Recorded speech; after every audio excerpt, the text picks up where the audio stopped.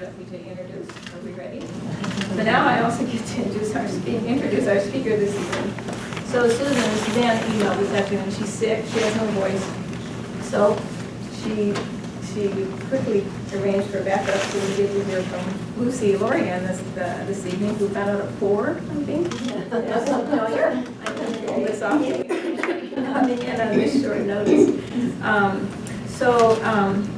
SILT was founded in 2015, and by Suzanne Aram and other leaders in agriculture development and planning from the state of Iowa, and they created this organization. So Susan actually grew up in New York and went to school here in the 80s, and then left for jobs, and then came back in 2010, and she and her husband, they were amazed at how the landscape had changed. And they thought, what's happening here? And so when local food was becoming more popular than ever, young people couldn't afford to buy land so they could grow food. So she and others put together this organization that was founded, SILT, in 2015, which is called Sustainable Iowa. I could say it this afternoon. So Lori's been part of it since the beginning. She's on the advisory board and is also on the faculty in urban and regional planning. And then Suzanne also wanted me to, she emailed me this afternoon if I would mention, you can find out more about SILT on Friday evening at the Mill, because there's a fundraiser, Dave Moore concert Friday evening. There's a cover charge. So that's another opportunity to learn more and support this organization. So again, thank you for coming. Thank you. Thanks for having me. About myself. So I'm not Susan. She's much cooler. It's very effective. So SILT is a Sustainable Iowa Land Trust, and the reason it got started is when Susan and Paul came back to the state, they saw changes in landscapes. They saw how cities were sprawling out and eating up the land. But also they talked to farmers who said it's very hard for young farmers to buy land at $10,000 an acre. If you could buy 5 acres, that might be okay, but not 40 acres. And so they were looking at the situation in terms of land use, regulations, land prices, the economics of it, and then the farm consolidation that we've seen over the last couple of decades. And as a response, what can we do to help young farmers farm? And that might mean 2, 3, 4 acres if it's for vegetables, not necessarily hundreds of acres. And if you're in Johnson County today, you can't get 5 acres because the minimum is 40, you can only subdivide once. So there's all sorts of regulations that impede that. If you're in Cedar County, that might be a little bit different, but the prices are still high. And even if you do farm fruits and vegetables, you don't get the subsidies that corn and soy do. It's more risky, it's difficult to start. So they were really focused on a young farmer trying to grow food.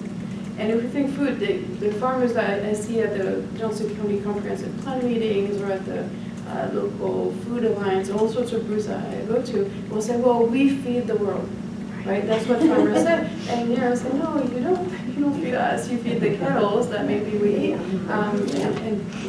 You feed the ethanol plant, but farmers in Iowa are not feeding people. We import 90% of our food, which is a really a shame. So that's one of the reactions. Like we need young farmers to have access to land, and we need food. And sustainable food, not necessarily organic, but sustainably grown so that you don't have wind erosion, water erosion, maintain the soil on site. Just good practices, there's no requirement that it be sustainable. Then the next step was, okay, so say we had a farm, right? And a farmer said, I want it to be sustainably farmed forever. What happens to their children? What happens to that succession planning as farmers age? If the children take over, that's great. What if they sell?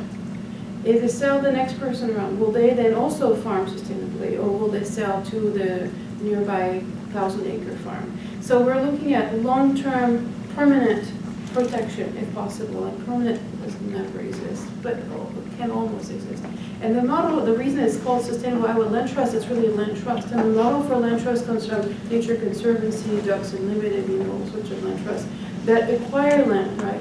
So if you donate to the Nature Conservancy a piece of land or money, they'll buy land, right, from the owner who gets a tax break, and then they will pass it back to the county or state, typically county, maybe cities. But the Nature Conservancy is not trying to own millions of acres, but they're trying to protect millions of acres. So the land trust system is a bit of an in-between pass-through system where donors of land or easements, I'll get to that in a minute, can say, I want this land protected, the land trust takes the land, does all the legal work to make sure it will be protected forever, and you cannot put a city or subdivision on top of that land, or maybe you can't even put rows of corn, right? So you put legal constraints, and then pass that back on to somebody else. It could be state, county. So we have the Burke Oak Land Trust. I'm sure you're familiar with them. Have you had somebody from the Burke Oak on here?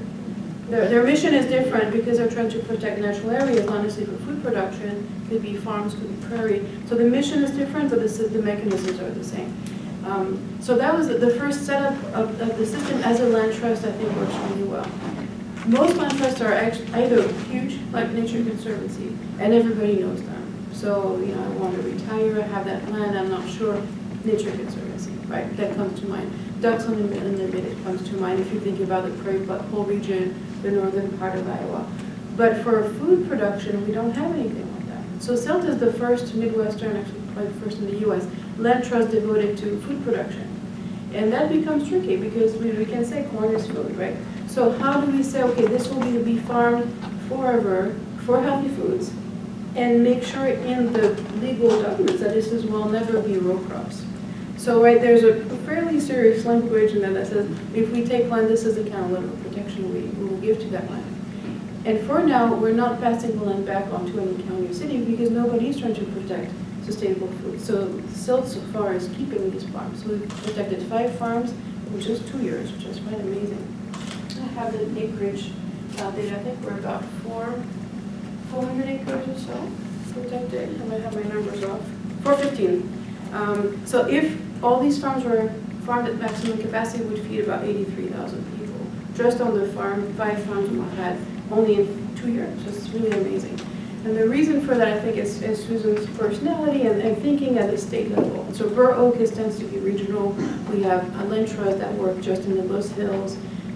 SILT is designed to be statewide, as well as the Iowa Land Trust. And part of the board that founded it, some of the folks are lawyers in Des Moines, accountants, developers, Republican delegates, right? She's just across the board, politically, in terms of incomes and jobs. A lot of accountants and lawyers, because you need that at that scale. That means we can come to a developer and say, well, okay, you have a new subdivision west of Des Moines, say, for example, right? Could we protect some farmland here? Could we have 10 acres taken off of that massive subdivision that could be farmed, could feed the neighbors potentially, or go to the farmer's market, and yet, you know, not decrease the property values? Now, the developer potentially could get a tax break because they're donating an easement or land to a nonprofit, and the owners get to live near a farm, which they might enjoy, although there are tensions between farmers and residents sometimes. So the idea is that we can apply that across the state, even in high-density suburban areas, right, high growth. So far, that's not the kind of land we've had. We have farms that are near Decorah. We have one that's all the way to the west of the state. We're bi-coastal almost in terms of the farms we protect. Northern Iowa. So we haven't seen the deal with developers going on. So the organization is trying to think at that scale where everywhere there's urban growth, that may be the place to protect the farm. They're most at risk, but closer to market, right? So we're having our first Johnson County farm approved by the next few months. So it's growing very fast. And what I find very exciting is we've had, so only 2 annual gatherings of the organization. The first one celebrated the first farm, the second one celebrated the next 2 farms, and so on. And each time the donors seem so happy to say, I know my farm will be protected forever. Now, that means folks who are probably in their 70s come home with their cane and say, I'm really glad this is protected forever. And their children, right, which have lost the land, right? It's not going to be in their hands forever, as they may have plans. So the children have to be involved. So these are family-wide decisions. It's not just 1 or 2 individuals, but involving 2, even 3 generations sometimes, saying, we want it to be farmed, the kids are not interested, what can we do? Now, if the children want to farm, they farm, right? The donations are there's 2 ways you can donate your farm entirely, or an easement.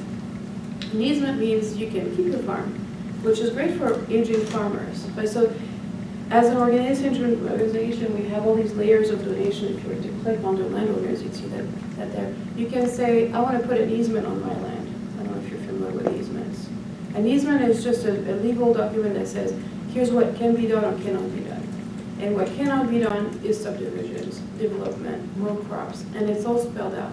So one can still live on the land until as long as they want to, and donate just the easement. So the right to develop is gone, but they're still farming.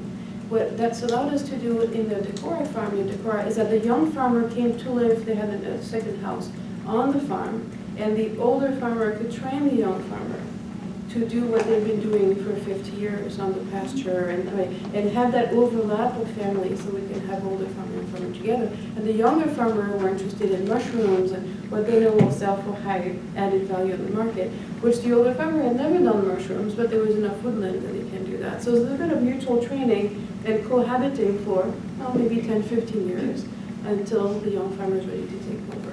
But that's only possible for easement. If somebody wants to just be gone, they're gone, right?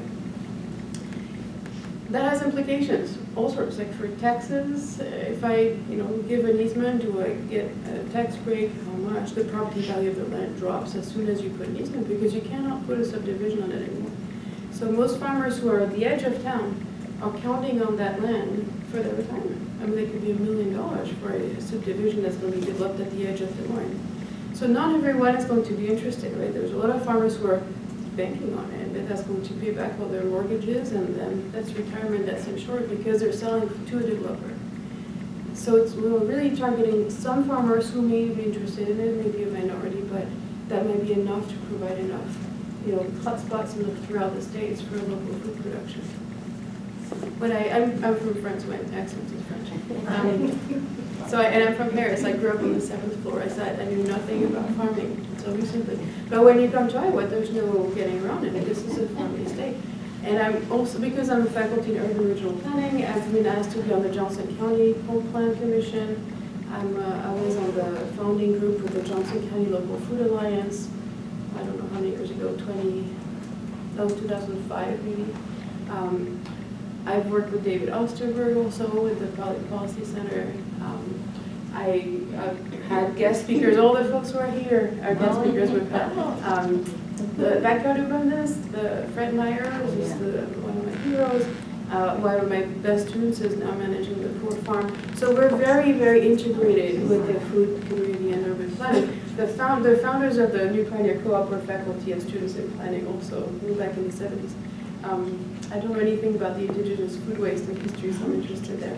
But the connections are fairly simple between urban planning, urban growth management, and how we protect farms. Most of our plans are how do we protect farms, and that's very, very difficult because of the economic incentives. Anybody has the benefits of just putting a new subdivision at the edge of town.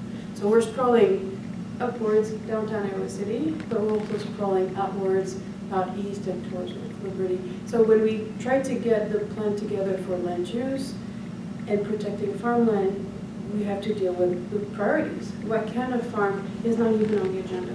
So if you have planning, comp plans and discussions of future land use and the farmers come screaming and everybody's screaming in the room, right? The debate is never what kind of agriculture, it's just agricultural versus subdivisions and suburbs. So we're there in the discourse. Are CAFOs polluting? And we have a big fight about that, right? And some people say not at all, and others, right? And that's where you can spend an evening on that. And then we have another evening on suburbs and sprawl versus farmland. But we never have discussion about what kind of farm and what are we growing on these farms and what's the water quality impact. So that doesn't even make it because of state level policies, not local. Counties cannot do anything. CAFOs cannot regulate or say no to a CAFO, cannot do anything for water quality. We cannot tell farmers to put buffer strips. All of that is at the state level. So we don't even talk about these things, right?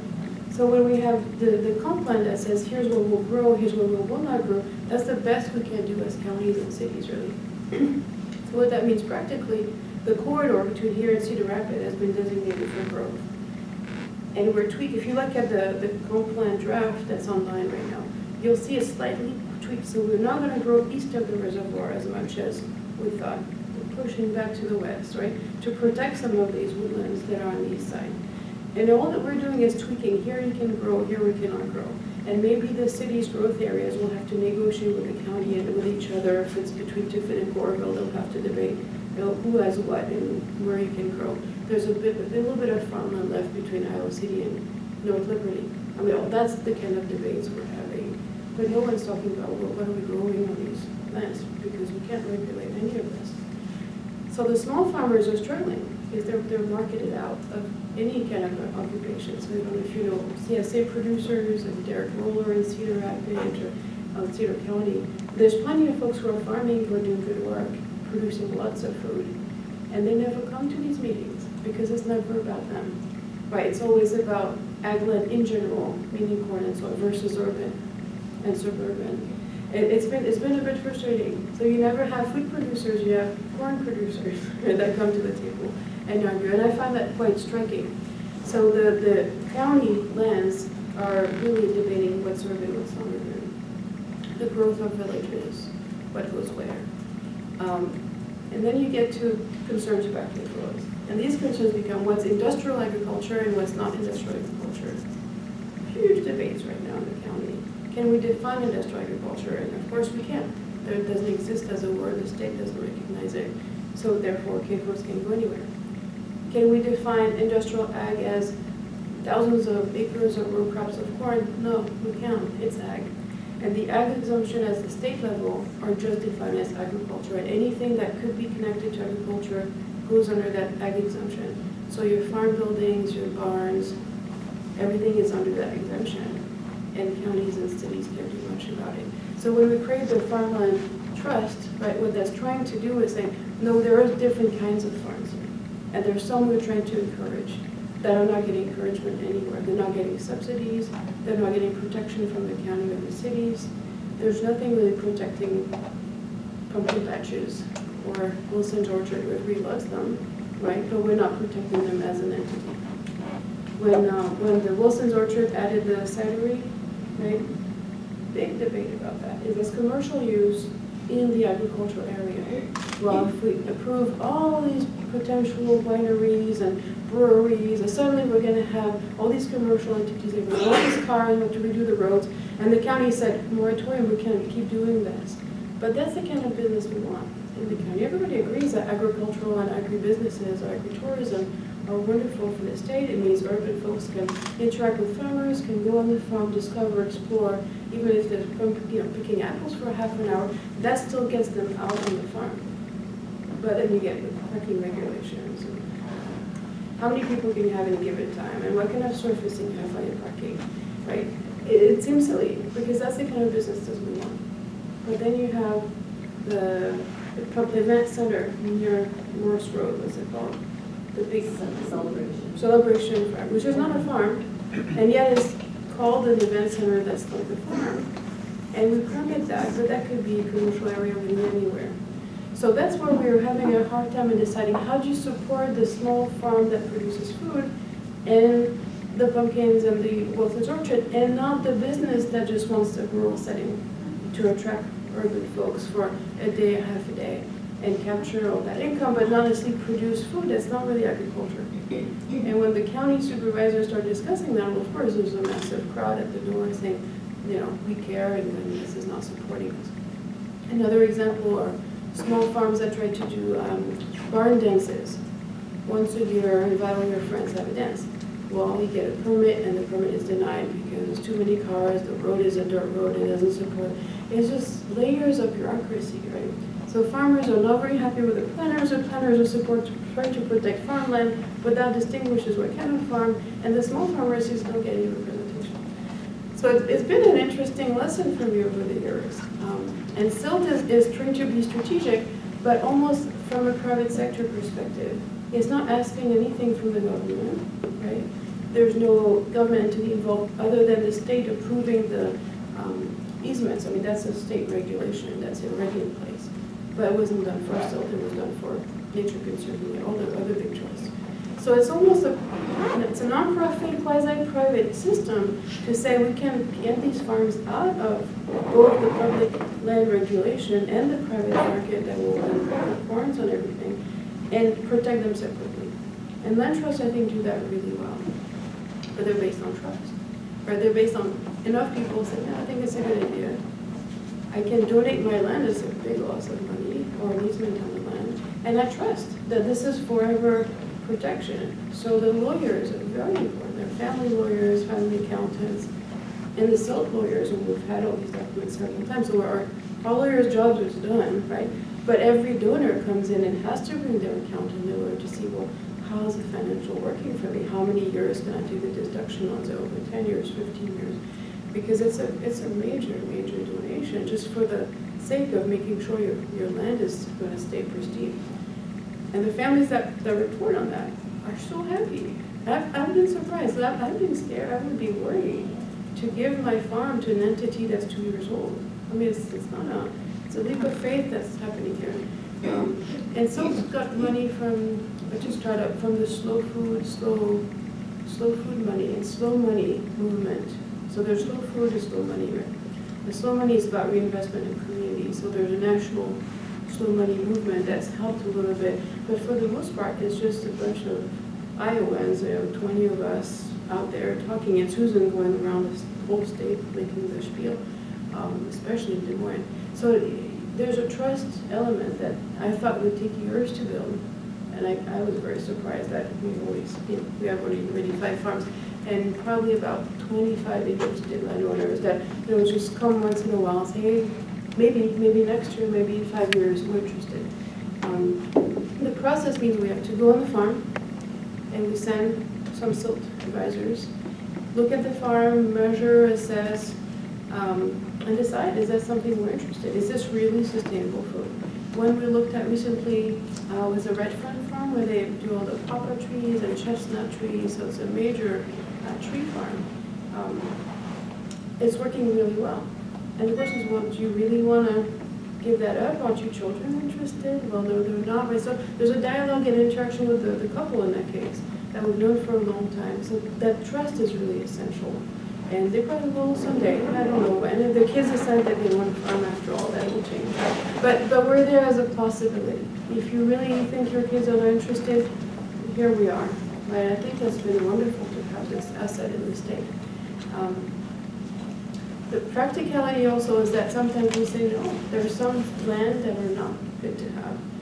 We looked at a potential donation in Clinton that was an urban site lot. We thought, well, we could have a community garden, something that says, there's still a community garden, a bit of publicity, why not, it's free. And I said, well, it's a downtown Clinton site, let's test the soil. And Susan said, well, okay, let's test for a few heavy metals. I said, no, let's test everything we can test, and it's not that expensive. So we got some soil, sent them to the hygienic lab, and they came with thousands more you would expect of everything you can expect, whether it's heavy metals, mercury, lead was in there, but also petrochemical things that should evaporate. If it was spilled 50 years ago, it should be gone, and they're still in the soil, so they're probably still dumping. And we said, no, we're not thinking that. We don't want the hazard, the burden, and the responsibility to clean it up. So as a land trust, sometimes we have the right to say, no, there's some land we won't take. One of the difficulties is, what if you're very far from the market? A lot of Iowa farms are far from any city, whether there's northeast, out west.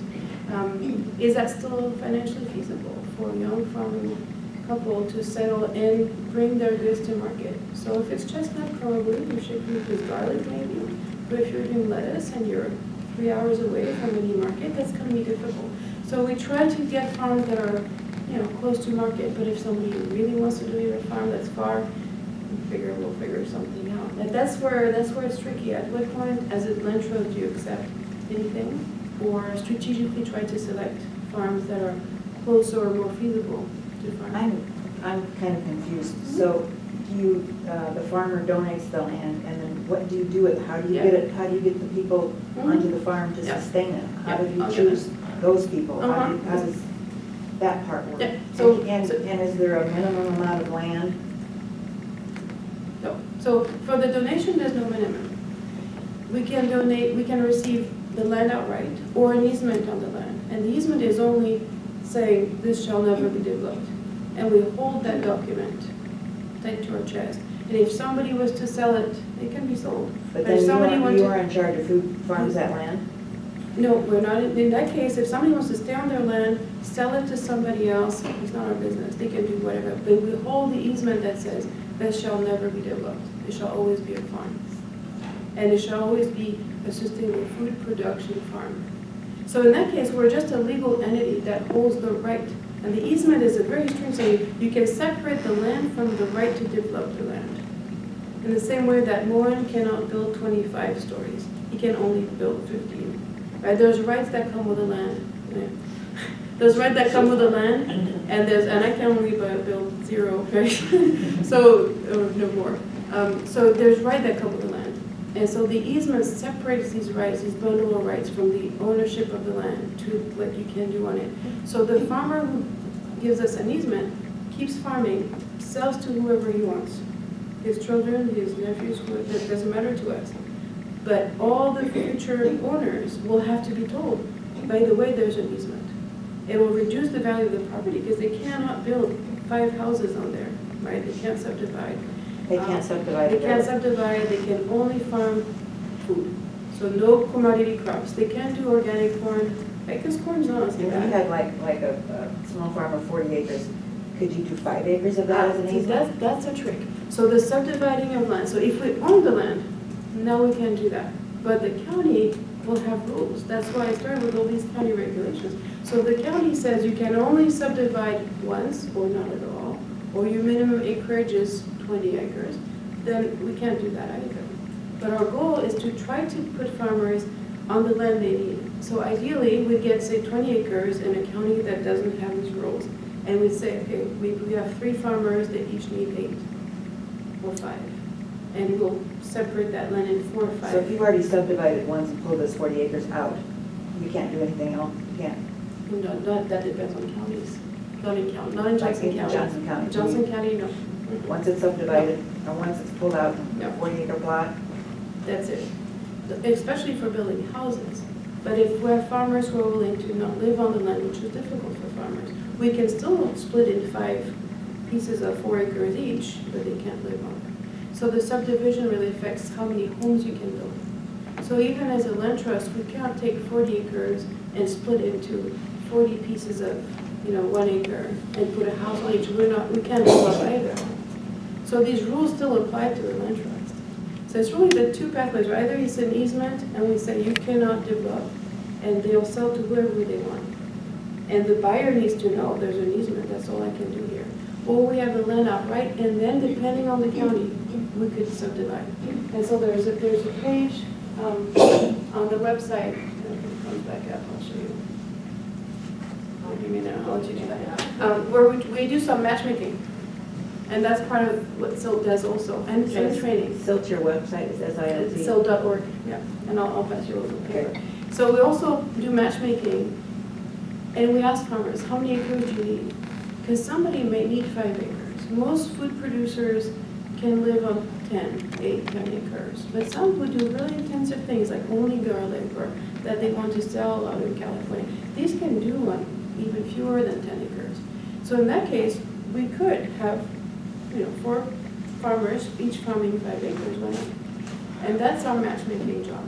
So we have right now more young farmers than land, and they also need to be nearby, depending on their family situations, right?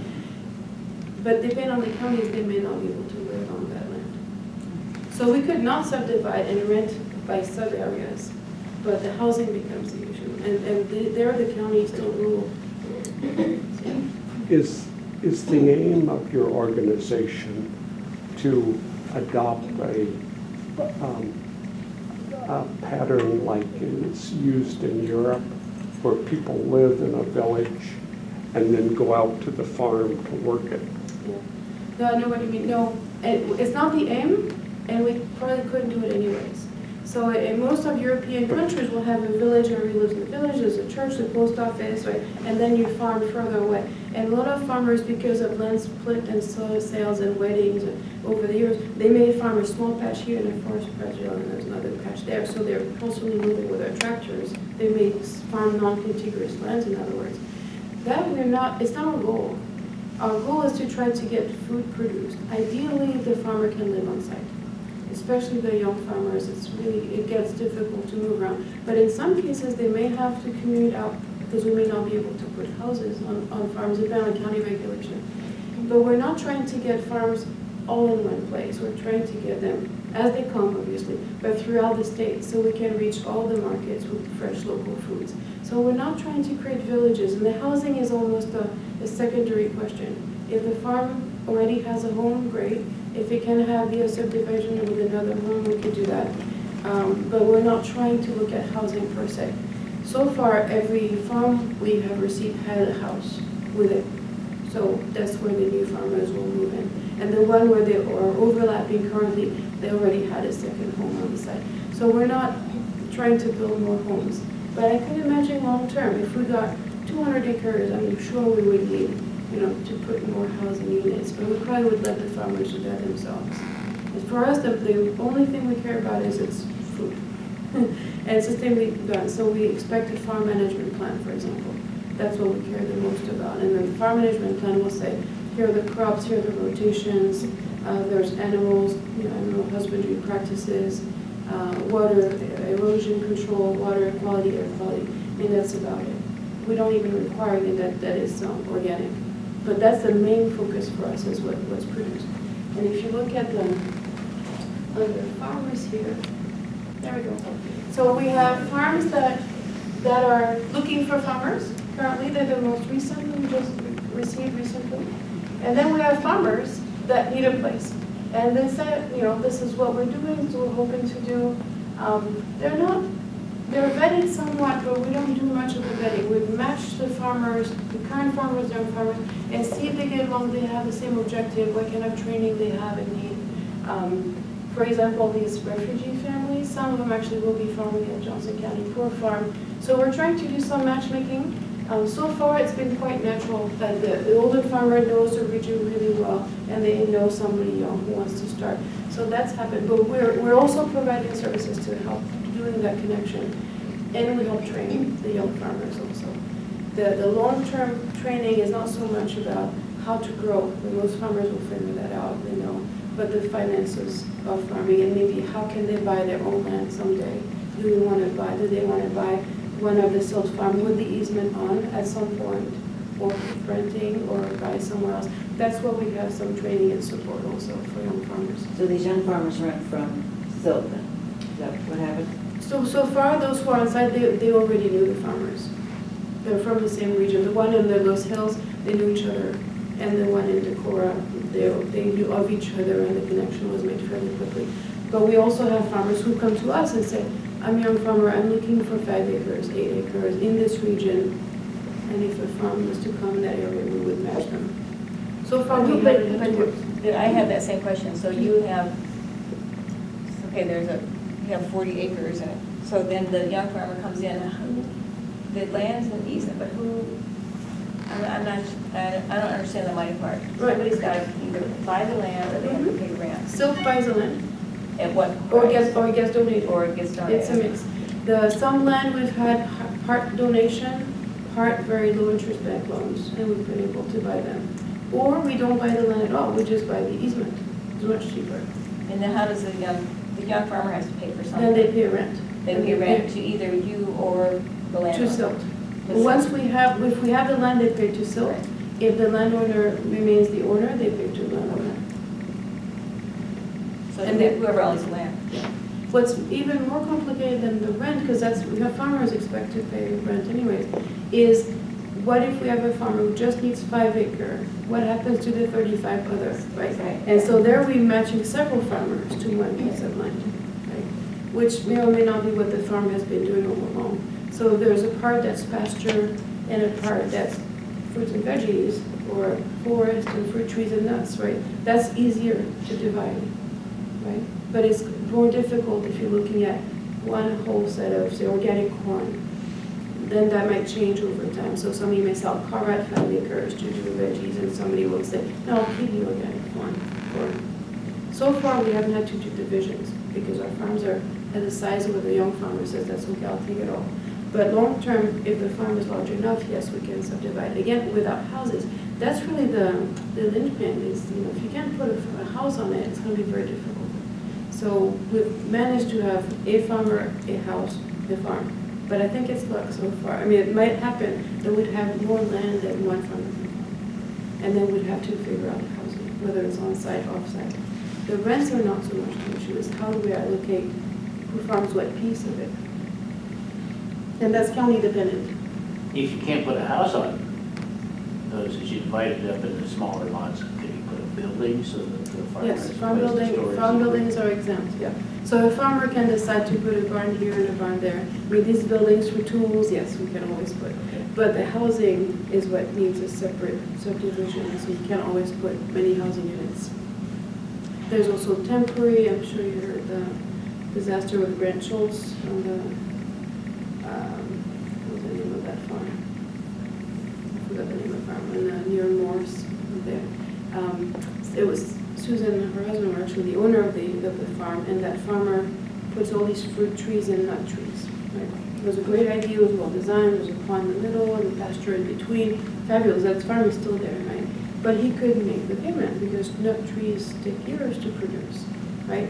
So in the meantime, he had subsidies from the state for installing this and that practice. It was messy, right? But part of his plan was to put worker housing. And that's where the county said, no, you can't do that. You can't put, I think he was looking at 17 cabins or something like that around the pond with the idea that they would train people and some would learn how to do honeybees and some would learn to trim trees and these would live on site all year. And the county said, no, this is a new town you're creating. We don't do this, right? So, I mean, the counties, as different as they are, have their constraints. And typically their goal, again, is to protect ag land from development. So the idea of worker housing on site at high density, most counties are going to say, no, that's not farming anymore.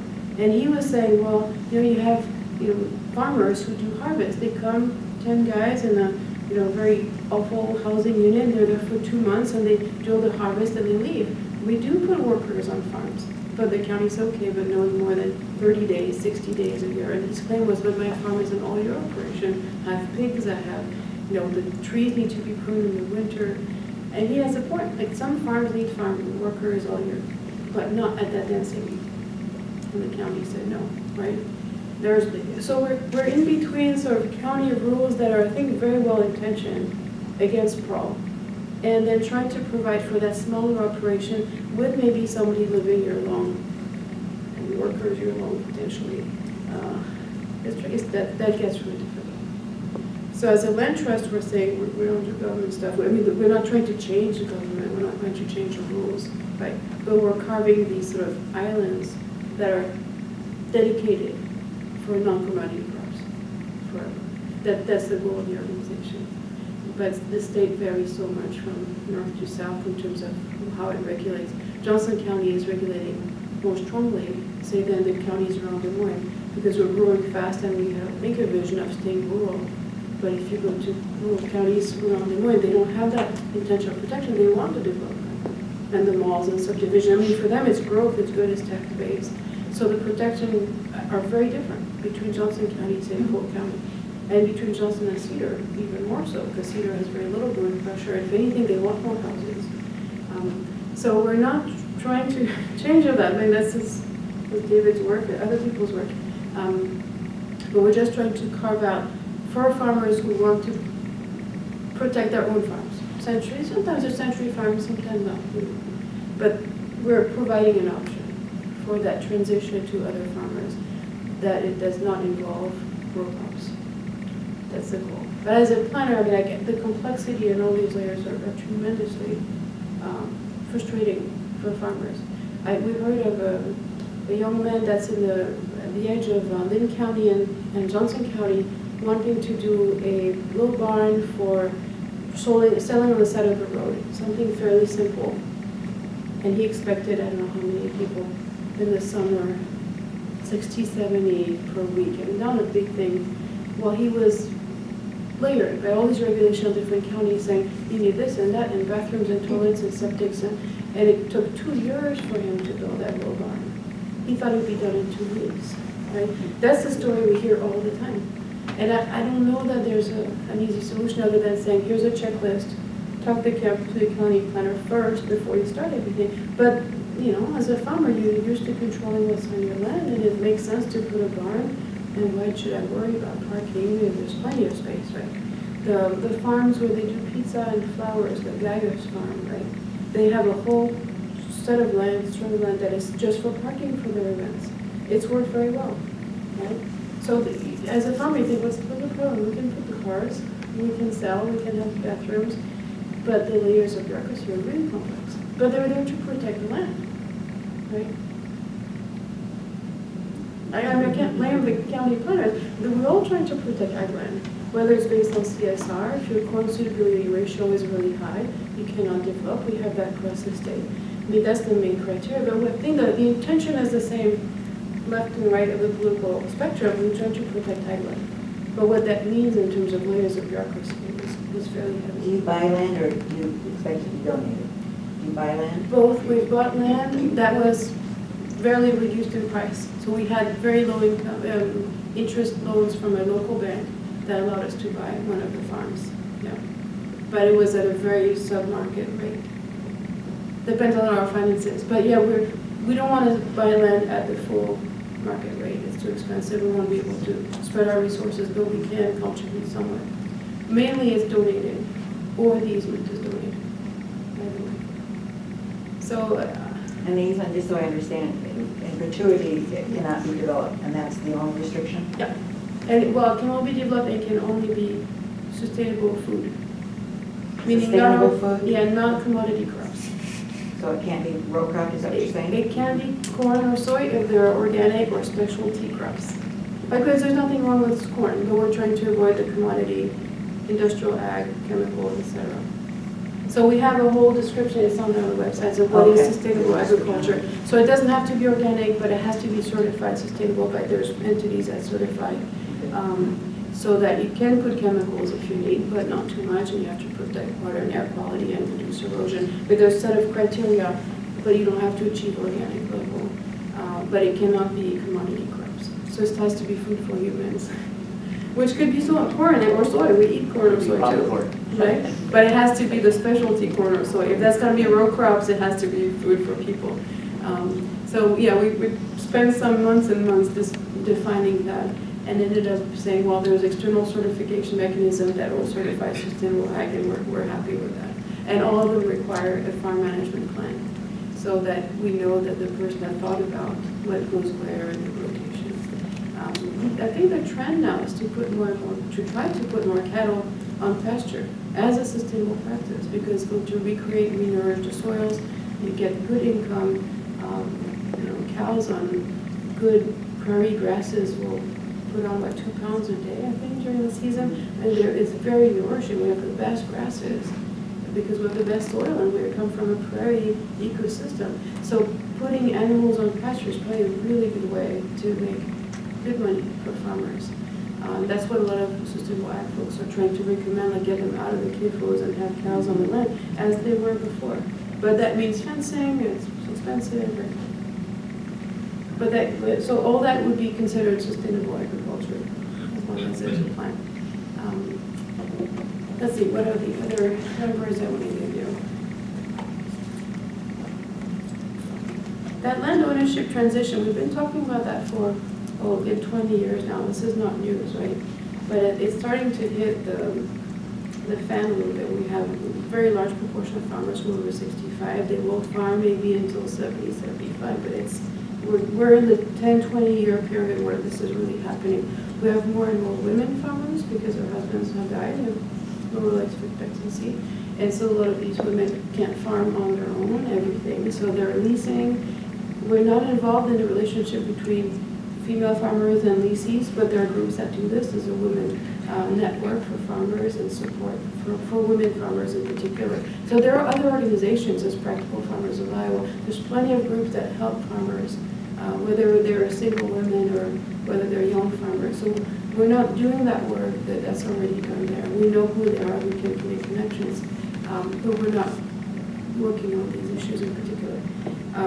But where we're involved is that transition and the inheritance and the taxes and how do you pass on land to somebody who may not be your children. In a way, we're closer to doing that transition of the property and the asset more than the knowledge sharing, because that's already in place across the state.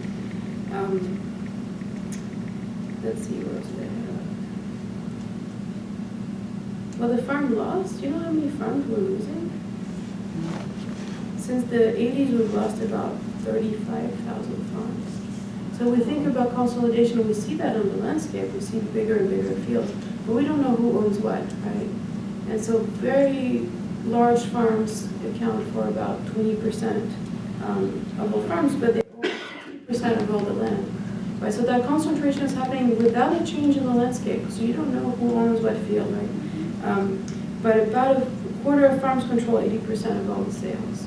That's that concentration. So we're really trying to protect the small family farms, really. These are the ones who will come to us and say we're interested in protecting, not the ones who are already large corporate operations. I think they're fine, they're doing okay. But we're losing farms at a large rate. Can we help some? It's going to be marginal. But if we help a few farms throughout the state, I think that can make a big difference for the farmers needing the smaller acreage. Do you have any idea how many food farmers we have in Johnson County, or? Well, we can count CSAs, we can count all the organic foods, all these are listed. For Johnson County, I don't have the numbers on it. There's a map, you can go under organic farms, I think .org, I think that's the site, but I can find it for you. And that'll tell you all the CSAs and all the organics. But there's also non-organic fruits and veggies, and they're not counted there. In numbers of farms in Johnson County, top of my head is a few dozens, maybe 15 maybe, not that many. But I can find a list. The list are not going to have the non-organic ones because you only get registered when you certify, and then that gets put into a list. And if you sell in a farmer's market, you get on these lists. If you're a CSA, you're on the list. But if you're just farming and selling on your own without, let's say, to neighbors or you pick operations, these are not always registered. But somewhere between around 50 at Salem County that are not commodity crops. There's not that many. And a lot of them are small, and some are hobby farms. You know, second income, somebody's farming a little bit, maybe selling eggs, right? So at what point is it a farm? The federal government has strict guidelines. If it's X amount of income, I think it's $6,000 a year farm income, then you become a farm. But a lot of them will be under that level, it might not even count. We have urban farms in Iowa City. There's John Yagla is farming his front yard, his backyard, his neighbor's front yards and backyards near 7th Street and Muscatine and 7th in that area. And he has a CSA. He's not registered anywhere. I mean, that wouldn't appear on any statistic, right? He's under the 6,000. So we may have more farms than we know of that are at that very small scale. That's the new thing, urban farming. I'm not sure how many people can we really feed. This is a small scale. I think he has probably 15, 20 members in the CSA. What percent of their diet is that really? You know, it's nice, it's good. It probably is good for the soil, but I don't think that's farming at a scale that can actually feed the population.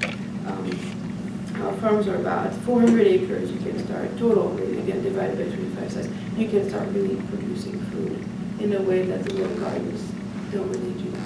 Same with community gardens, they're wonderful. I think it's fabulous at community gardens. The city passed a rule that every community that wants a neighborhood garden in their local park, it'll always be yes by default. So now we have more community gardens. But when you look at what people grow, you know, it's great. I have a community garden too, but it's tomatoes and flowers and herbs, and that doesn't really feed us. Right? We're not farming with potatoes and beets and real food, right? If you look at the Leopold Center that got massively defunded recently, has a list on their website. I should have, if I'd known, I'd brought all this. But they have a list of all the crops from 1910, I think, all the way to now, by decade. And all the crops that made up more than 2% of Iowa sales. So in 1910, you have your strawberries and raspberries and peaches and apples and pears and the goose and the cows and the goats and the turkeys and the maybe guinea hens were on there too. Like a massive list, right? And decade after decade, you see that list will go down and down and down until it's, you know, corn, soy, and then pork and beef, right? But we can. Our climate allows that. It was cold in the 1910s here, so we can grow all sorts of fruits, right? Are we going to transform the whole landscape tomorrow into, you know, apple orchards? Probably not, right? Because other states do it better. California has better weather, etc. So I don't think we can come back to that. But on a small scale, sure, we can produce all these things. I have pretty much a bit of everything except the animals in my front yard. It's not that hard. Are corn and soy the only like plants that are allowed to be produced in Iowa? Oh, no, you can put anything you want on your land, but that's where there's the most money to be made. And they're subsidized, so they're not taking a lot of risks as farmers. If the crops are bad when you're quantity or price-wise, they'll be compensated. So you can put anything you want. We have orchards, and you can plant rye and soy. The hops are coming back everywhere, and their father wants to make beer these days, so now the prices are coming down for hops. So you could put anything, but we have a very amazing state. We can grow anything Sarah wants to. The climate allows it, and we tend to think the season is too short right now. Farmers who do, hoop houses extend the season, obviously, and quite a few of the food farmers are doing hoop houses. So you can start earlier and get your spinach all the way into December almost. So extended season, in terms of the training, we help, but again, that's not what we do, but we connect them. A lot of what we help farmers is how to extend the season. From finding loans to put the hoop house, so you can start planting in February, March, right, instead of May, June. So we're helping with that, but that's not, again, the main mission. We're here to protect land. We're running out of time. I have this little sheet there that has a website for the Woodland Trust. And on the front, on the back, you have the principles. In the front, there's a little notice for the concert. That's the benefit concert on the 30th. It's also on the first page of the website for SILT, so you can look at that and link to get tickets if you're interested. There's a page for farmers, a page for everybody who's interested in the food system, and a page for landowners. So you can find information there and then contact us by email or phone or email Susan directly. We're all a group of really nice people available. It's a really good one.